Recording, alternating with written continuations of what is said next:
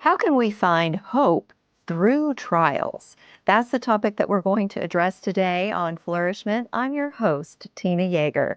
And today I have a wonderful woman of God as my guest. Her name is Gina Fox. She is the founder of the Anchored by the Sword ministry, which came out of her own journey of finding hope in trials. She's also the award-winning Amazon bestseller of Anchored in Freedom. I'm so excited to introduce her to you today. Welcome, Gina. Thank you, Tina, for having me today. Hi, everybody. Gina, when we are in the place of darkness, that lowest place in the pit, as the psalmist says, we have a hard time grasping for anything that would give us hope. What is the one thing that you would say someone needs to start with in that place?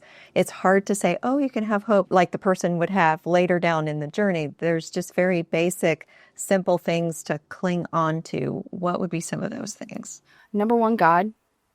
Just ask Him to help you each step, just to take the next step, just to put the pants on one leg at a time, just to walk out each next step. Just focus on the next thing. Go to the Psalms. That's the other place. I mean, if you're in your Bible, head to your Bible if you're not there first. Go to the Psalms. David and the psalmists who write that, they are talking about everything. You will find any situation that you're going through, you will see David walk through and the other psalmists walk through. And it's anger, it's frustration, it's sadness, it's just everything is in that book. So I would have people start there. And then also reach out to somebody. Let somebody know what you're going through. Don't be afraid to let your community in. Don't be afraid to let other people in, because you don't want to be standing there and saying you're going through all this and somebody's telling you, why didn't you tell me? I would have been there for you. I would have been there praying with you if you would have told me. Reach out to at least one person, your safe person. What do you do with the emotions of anger when you're in the midst of a crisis? Boy, that's one I'm still working on. Anger is a tough thing because, even Jesus got angry. Now, he had a righteous anger when he was tossing tables in the temple because people were using the temple the way it wasn't supposed to be used. But we have to learn where our anger's coming from and who to direct it at. Because if you're, like for the instance with me, when I was dealing with my infertility issues, I took it out on another coworker who the only thing she was doing was complaining about every single thing about her pregnancy. But instead of asking her not to say anything, or instead of just walking away, I choose to spew off at the mouth. So that's not the way to deal with it. If you still feel the need to blurt out things, don't do it at your employment. Just trust me on that one. Just learn who you can talk to about that kind of stuff. Again, that goes back to the safe person. Let the safe person know, hey, I am angry and I need to vocalize this. And if I say something, I am not saying it about you. I am just upset. I am angry and I need to tell this. And then go to God. Obviously go to God first, but also have your safe person lead you back there. Because the more and more you are dealing with this anger, the more and more it's going to sit on you. It's like the enemy using it as a foothold. And he will just continue to pound you until you say, I'm not dealing with this anger anymore. Like every time it comes up, God, please break this anger that is in me.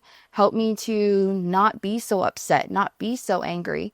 Just do what you need to do inside of me to get this taken care of, and then help me when it comes to outward communication and outward relationships. Because it is hard. I mean, we are human and we get angry sometimes over the dumbest things, but when we're in crisis mode, it's really hard to pull out of that.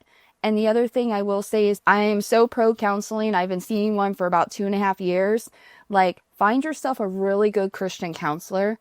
And if you don't mesh well with the first one you go, find another, because counseling really does help having somebody to walk you through that and to learn different mechanisms and ways you can handle the anger and the sadness and all the things that come upon you. It gives you a sounding board. And then, like I said, they give you actionable steps as you're walking through that.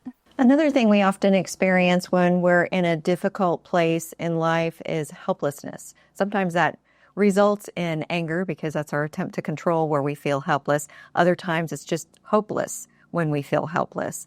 How do you deal with that sense of feeling helpless and then either angry or hopeless comes out of it when you're in the midst of a crisis? Number one, acknowledge it, because if you deny that it's there, then you're not going to deal with it.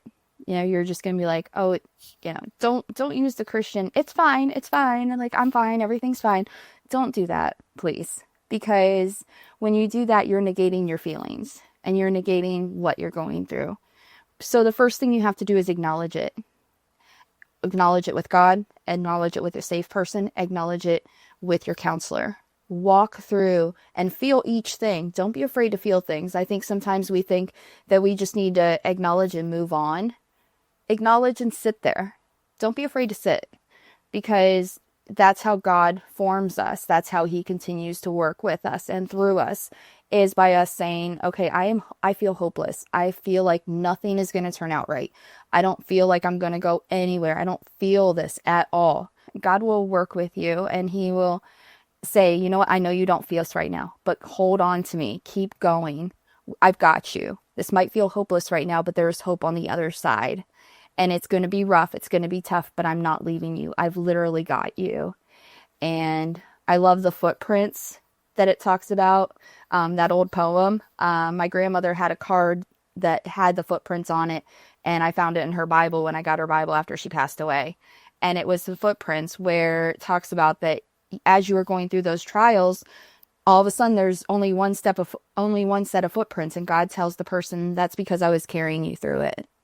And I think that's the thing we need to lean into as well. When you're feeling hopeless, when you're feeling helpless, realize that the God who created you will give you exactly what you need to get through every second, every minute, every hour, every day, every week, everything you need. Gina, what is one final message that you'd like to leave for the audience today so that they can find more hope in the midst of their trials? I think the biggest thing is to know you're not alone. You might feel 1000% completely alone. I know I did. But you are not alone. There are people and resources there to help you. Go to your Bible. Go and find my book, Anchored in Freedom, because we walk through mental health. We walk through grief and loss and survival and healing.